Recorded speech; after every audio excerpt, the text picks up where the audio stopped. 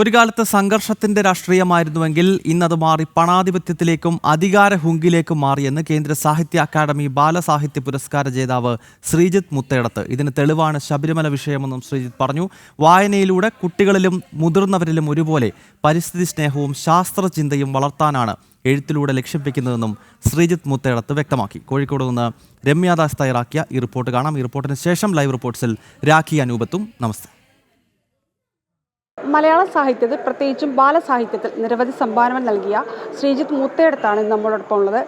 പക്ഷേ 2025 കേന്ദ്ര സാഹിത്യ അക്കാദമിയുടെ ബാലസാഹിത്യ പുരസ്കാരം, ഇപ്പോൾ കേരള ഇൻസ്റ്റിറ്റ്യൂട്ടിൻ്റെ ഭാഷാ ഇൻസ്റ്റിറ്റ്യൂട്ടിൻ്റെ പുരസ്കാരം, അതുപോലെ തന്നെ ഇപ്പോൾ നാടിൻ്റെ ആദരം എന്നിങ്ങനെ തോന്നുന്നു ഈ ഒരു അവസരത്തിൽ?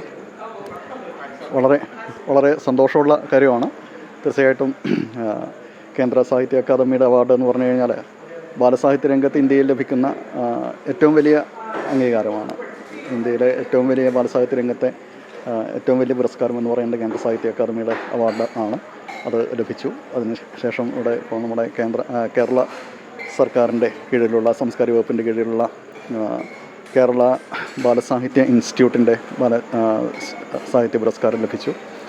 ഇതിനൊക്കെ വലിയ സന്തോഷമായിട്ട് തോന്നുന്നത് എൻ്റെ നാട്ടിൽ, എൻ്റെ അച്ഛൻ നിറഞ്ഞു നിന്ന ഈ ഒരു നാട്ടിൽ നിന്ന് അച്ഛൻ്റെ സുഹൃത്തുക്കളും അച്ഛനെ ഇഷ്ടപ്പെടുന്നവരും സ്നേഹിക്കുന്നവരുമായിട്ടുള്ള ബന്ധുക്കളും സുഹൃത്തുക്കളുമായിട്ടുള്ള ആളുകളുടെയൊക്കെ തന്നെ സ്നേഹം അനുഭവിക്കാൻ സാധിച്ചു. എല്ലാവരും തന്നെ ഒരുമിച്ച് വന്നു ചേരുകയും വലിയൊരു സ്നേഹം അനുമോദനം തരികയും ചെയ്തു എന്നുള്ളത് മറ്റെല്ലാ പുരസ്കാരങ്ങളെക്കാളും വളരെ ഉയരത്തിൽ കാണുന്നു. വളരെ വലിയ സന്തോഷം തോന്നുന്നു. തീർച്ചയായിട്ടും ഇപ്പോൾ അവാർഡ് കിട്ടിയ കൃതിയെക്കുറിച്ച് പറയുകയാണെങ്കിൽ പെൻഗ്വിനുകളുടെ വൻകര, അതിൽ കൂടുതലായിട്ട് ഈ സാമൂഹ്യമായിട്ടുള്ള വിഷയങ്ങൾ വരുന്നുണ്ട്, അതുപോലെ തന്നെ പ്രകൃതിയോടുള്ള സ്നേഹം വരുന്നുണ്ട്.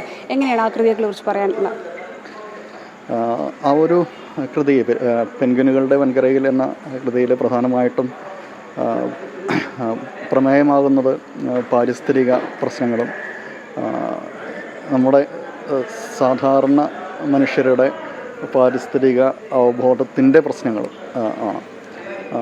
പാരിസ്ഥിതിക അവബോധത്തിൻ്റെ പ്രശ്നങ്ങൾ എന്ന് പറയുന്ന സമയത്ത് നമ്മുടെ ഭരണകൂടവും നമ്മുടെ സമൂഹവും അതിൻ്റെയൊക്കെ തന്നെ അറിവില്ലായ്മ കൊണ്ടോ അല്ലെങ്കിൽ അവരുടെ അവഗണന കൊണ്ടോ സൃഷ്ടിക്കപ്പെട്ട പ്രശ്നങ്ങളാണ്.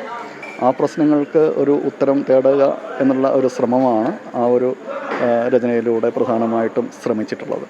തീർച്ചയായിട്ടും ഭാവി തലമുറയിൽ എങ്കിലും അത്തരത്തിലുള്ള സന്ദേശം നൽകാൻ സാധിച്ചു കഴിഞ്ഞാൽ മാത്രമാണ് നമ്മൾ ഇന്ന് അനുഭവിക്കുന്ന ഇത്തരത്തിലുള്ള പരിസ്ഥിതിക പ്രശ്നങ്ങളൊക്കെ തന്നെ പരിഹരിക്കാൻ സാധിക്കുകയുള്ളൂ. നമ്മൾ ഈ പറഞ്ഞ പെൻഗ്വിനുകളുടെ വൻകരയിൽ അന്റാർട്ടിക്കയെക്കുറിച്ചാണ് പറയുന്നത്.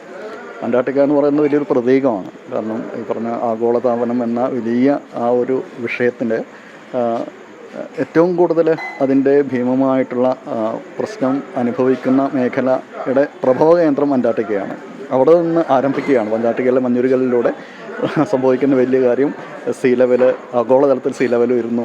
നമ്മൾ ഇന്ന് മനുഷ്യർ അധിവസിക്കുന്ന മറ്റ് ജീവജാലങ്ങൾ അധിവസിക്കുന്ന ഭൂമിയിലെ പല പ്രദേശങ്ങളും കടലിനടിയിലായി പോകാൻ പോകുന്നു.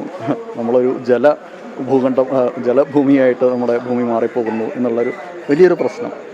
ആ ഒരു പ്രശ്നത്തെ അഡ്രസ്സ് ചെയ്യാൻ വേണ്ടിയിട്ടാണ് തീർച്ചയായിട്ടും ആ ഒരു പുസ്തകത്തിൽ ശ്രമിച്ചിട്ടുള്ളത്. അതിനെ കുട്ടികളത് സ്വീകരിച്ചിട്ടുണ്ട്. കുട്ടികൾ വായനക്കാരായിട്ടുള്ള കുട്ടികളും മുതിർന്നവരും അവരിൽ നിന്ന് കിട്ടുന്ന ഫീഡ്ബാക്ക് തീർച്ചയായിട്ടും സന്തോഷകരമായിട്ടുള്ള കാര്യമാണ്. ആ കൃതി വായനക്കാരുടെ റെസ്പോൺസിൽ നിന്നും അത് വിജയിച്ചു എന്നുള്ള കാര്യം മനസ്സിലാക്കുന്നു. ഒപ്പം തന്നെ ഈ ഒരു അംഗീകാരങ്ങൾ ലഭിക്കുന്ന സമയത്ത് ആ കൃതിക്ക് അംഗീകാരം ലഭിക്കുന്നു എന്ന് പറയുന്നത് ആ ഒരു ആശയത്തിന് അംഗീകാരം ലഭിക്കുന്നു എന്ന് തന്നെയാണ് മനസ്സിലാക്കുന്നത്. മാഷിൻ്റെ ജീവിതവുമായി ബന്ധപ്പെട്ട് കിടക്കുന്ന മറ്റൊരു കൃതി കൂടിയാണ് നിണവഴിയിലെ നിഴൽ എന്നുള്ളൊരു കൃതി. ഈ കൃതിയെക്കുറിച്ച്, കാരണം ജീവിതത്തിൻ്റെ ഒരേട് തന്നെയാണ് ആ കൃതി എന്നുള്ളത് നമുക്ക് പറയാൻ കഴിയുമില്ലേ? നിണവഴിയിലെ നിഴലുകൾ എന്ന് പറയുന്നത് എൻ്റെ ചെറുപ്പകാലത്ത്, എൻ്റെ കുട്ടിക്കാലത്ത്, അതായത് 1980-കൾ 90-കൾ ആ കാലഘട്ടത്തിൽ ഈ ഒരു നാദാപുരം പ്രദേശം, പ്രത്യേകിച്ചും കടത്തനാട് മേഖല രാഷ്ട്രീയ സാമൂഹിക സംഭവ വികാസങ്ങളെക്കുറിച്ചാണ് പ്രധാനമായിട്ടും ആ ഒരു നോവലിൽ പ്രതിപാദിച്ചിട്ടുള്ളത്. അതിലെ ഒരു കീ സബ്ജക്റ്റായിട്ട്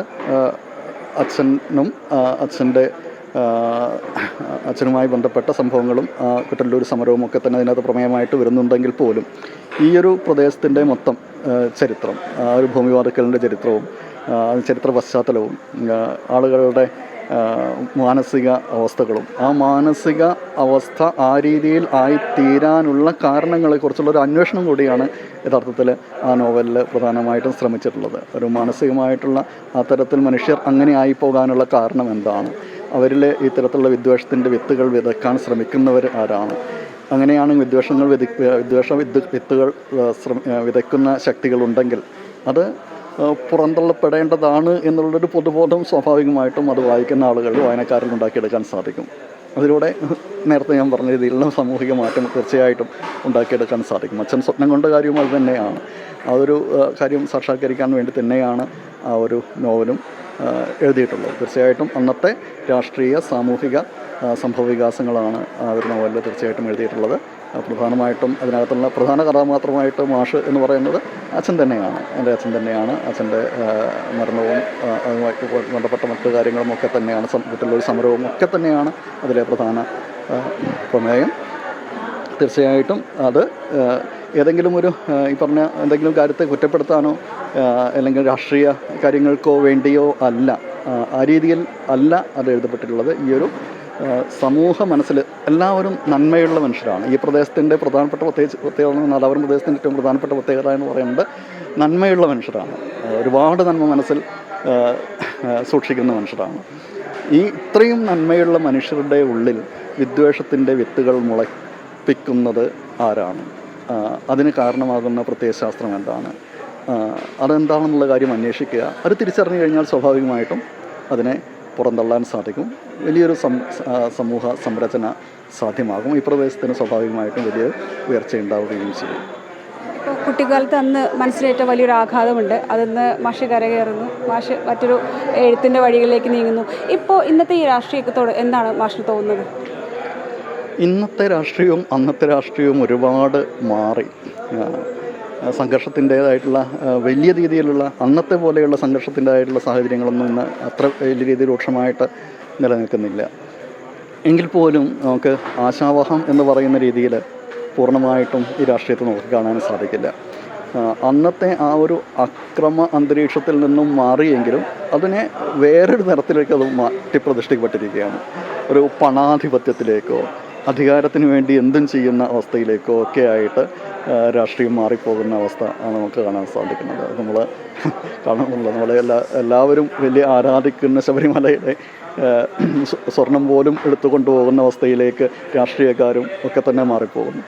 അത്തരത്തിൽ ഒരു കാലഘട്ടത്തിൽ സംഘർഷത്തിൻ്റെതായിരുന്നു എങ്കിലും പുതിയ കാലഘട്ടത്തിൽ സംഘർഷാവസ്ഥ മാറിയെങ്കിലും രാഷ്ട്രീയത്തിൻ്റെ ആ ഒരു ഈ ഒരു നീച സ്വഭാവം മറ്റൊരു തലത്തിലേക്ക് മാറ്റി പ്രതിഷ്ഠിക്കപ്പെട്ടിരിക്കുകയാണ്. തീർച്ചയായിട്ടും അതിനൊക്കെ ഒരു മറുമരുന്ന് എന്ന് പറയുന്നത് ഞാൻ നേരത്തെ പറഞ്ഞ രീതിയിലുള്ള സ്നേഹവും പരസ്പര വിശ്വാസവും ഹൃദയബന്ധവും പ്രോത്സാഹിപ്പിക്കുന്നത് തന്നെയാണ്. അതിനുവേണ്ടിയുള്ള ശ്രമം ആണ് തീർച്ചയായിട്ടും എൻ്റെ എഴുത്തിലൂടെയാണ് ശ്രമിക്കുന്നത്. തീർച്ചയായിട്ടും ഒരു മാറ്റം ഉണ്ടാക്കാൻ സാധിക്കുമെന്ന് തന്നെയാണ് എൻ്റെ പ്രതീക്ഷ. എന്തായാലും എഴുത്തിലൂടെ അത്തരത്തിലൊരു സ്നേഹപൂർണ്ണമായൊരു രാജ്യം ഉണ്ടാക്കുക എന്നുള്ളതാണ് മാഷിൻ്റെ ലക്ഷ്യം. എന്തായാലും കൂടുതൽ അവാർഡുകൾ മാഷിന് ഇനിയും കിട്ടട്ടെ, പുരസ്കാരങ്ങൾക്ക് ഇനിയും വരട്ടെ എന്ന് ആശംസിക്കുന്നു. Thank you. കോഴിക്കോട് നിന്നും ക്യാമറാമാൻ സന്തോഷിനൊപ്പം രമ്യാദാസ്, ജനം.